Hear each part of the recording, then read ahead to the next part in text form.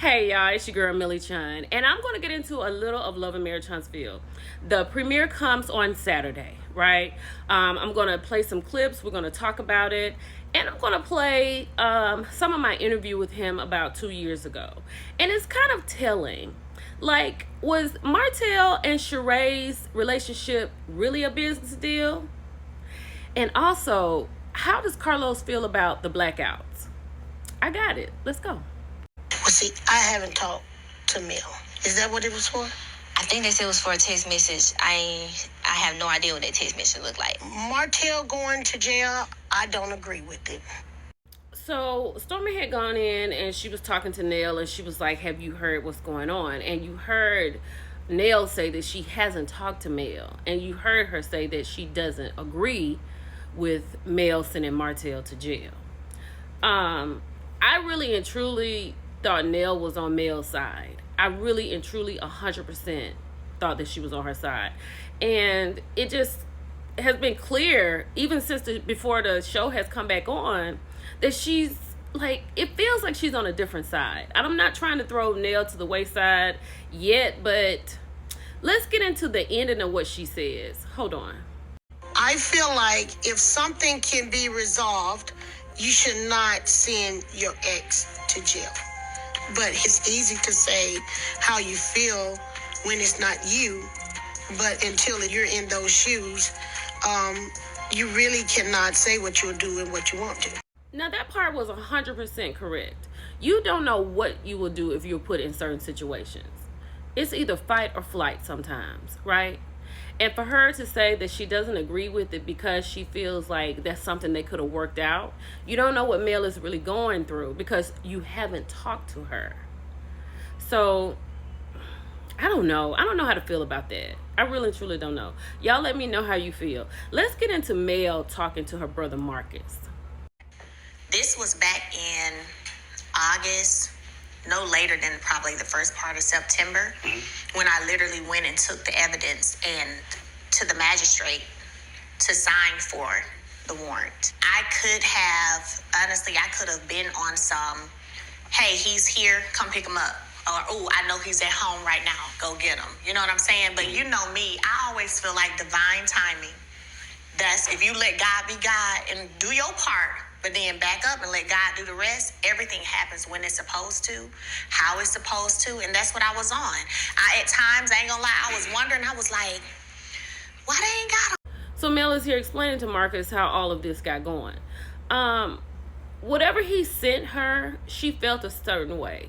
And you don't know if that was what sent her over the edge, you know, because there's so much we've witnessed. It's not hearsay.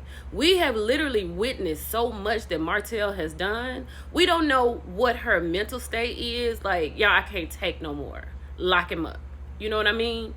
And I really hate that the cast is just really going against her. And I'm not saying all of the cast is going against her, but just listening to what Nell had to say and giving her like what she feels like should have happened. Nobody asked her. Like, she's not going through what Mel is going through. And like I said, clearly she's not communicating with Mel.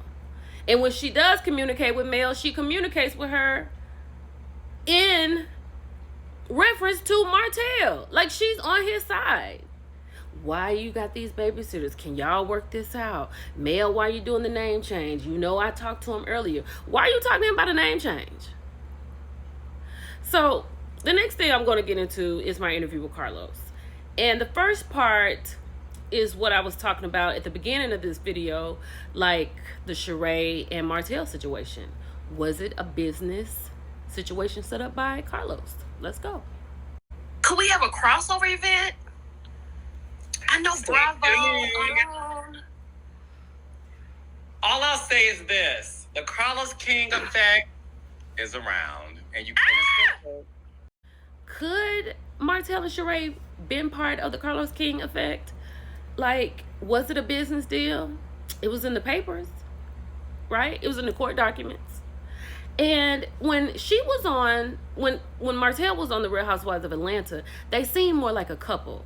You know, they both kind of went up together against Kenya. He was coming up to the house. He was very flirtatious.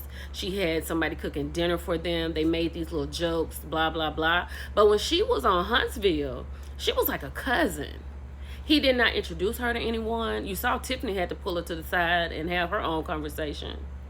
He was never with her. He never had his hands on her. He never hugged her or anything, showed any type of affection.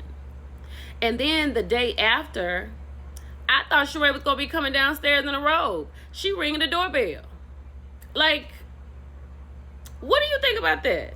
Now, let's get into this blackout. Let's go. Happened. It's the most ratchet thing on. I didn't sign up. What? I watched this show because of this. What happened to the original concept?